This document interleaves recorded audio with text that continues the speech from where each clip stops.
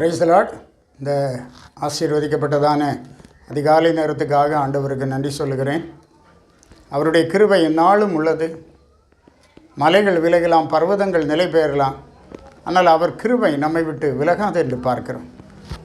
அப்படி மாபெரிய கிருபை தந்து நம்மை வழிநடத்துகிற ஆண்டவராக இருக்கிறார்.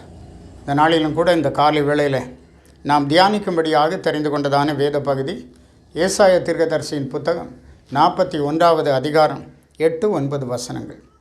என் தாசனாகிய இஸ்ரவேலே, நான் தெரிந்து கொண்ட யாக்கோபே, என் சிநேகிதனான ஆபிரகாமின் சந்ததியே, நான் பூமியின் கடையாந்தரங்களிலிருந்து உன்னை எடுத்து அதன் எல்லைகளிலிருந்து அழைத்து வந்து, நீ என் தாசன், நான் உன்னை தெரிந்து கொண்டேன், நான் உன்னை வெறுத்து விடவில்லை என்று சொன்னேன். நீ என் தாசன், நான் உன்னை தெரிந்து கொண்டேன், நான் உன்னை வெறுத்து விடவில்லை என்று சொன்னேன். தேவனாகிய கர்த்தர் நம்மை எப்படி அட்ரஸ் பண்ணுகிறார் பாருங்கள். என் தாசனாகிய இஸ்ரவேலே என்று கூப்பிடுகிறார். நான் தெரிந்து கொண்ட யாக்கோபே என்று அழைக்கிறார். என் சிநேகிதனான ஆபிரகாமின் சந்ததியே என்று சொல்லுகிறார். எவ்வளோ நல்ல தேவன்! நம்முடைய முற்பிதாக்கள் மேல் எவ்வளோ அன்பு வைத்திருக்கிறார். ஆகவே நம்மீதும் அவர் அதிக அன்பு வைத்து நம்மை வழிநடத்துகிற ஆண்டவராக இருக்கிறார். இந்த காலை நேரத்திலும் கூட அவர்தான் நம்முடைய நம்பிக்கையாக இருக்கிறார். ஆம், அவர் உன்னை சொல்லுகிறார், உன்னை எடுத்து உன்னை அழைத்து வந்து, நீ என் தாசன், நான் உன்னை தெரிந்து கொண்டேன், நான் உன்னை வெறுத்து விடவில்லை என்று சொன்னேன். நம்முடைய ஆண்டவர் ஒருபோதும் நம்மை வெறுக்காதவர். அவர் நம்மோடு கூட இருக்கிறவர்.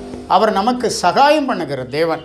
பக்தன் சங்கீதக்காரன் சொல்லுகிறான், 124ஆம் சங்கீதம் 8வது வசனத்தில், நம்முடைய சகாயம் வானத்தையும் பூமியை உண்டாக்கின கர்த்தருடைய நாமத்தில் உள்ளது. ஆம், இந்த காலை நேரத்திலும் கூட நம் ஒவ்வொருவருடைய சகாயமும் வானத்தையும் பூமியை உண்டாக்கின கர்த்தருடைய நாமத்திலே உள்ளது. வானத்தையும் பூமியை உண்டாக்கின கர்த்தர் என்று சொல்லும்போது அவர் சர்வ வல்லமை உள்ள தேவன். அவர் சிருஷ்டி கர்த்தர். அவராலே புதியவைகளை உங்கள் ஒவ்வொருவருடைய வாழ்க்கையிலும் சிருஷ்டிக்க முடியும்.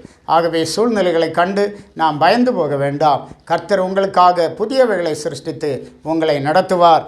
அவர் சொல்லுகிறார், நீ என் தாசன், நான் உனக்கு சகாயம் பண்ணுவேன், நான் உன்னை வெறுத்து விடவில்லை என்கிறார். இந்த காலை நேரத்தில் இவ்விதமான ஆசீர்வாதங்கள் நமக்கு உண்டாகும்படி ஆண்டவரை நோக்கி ஜெபிப்போம். கர்த்தர் நம்மை பலப்படுத்துவாராக.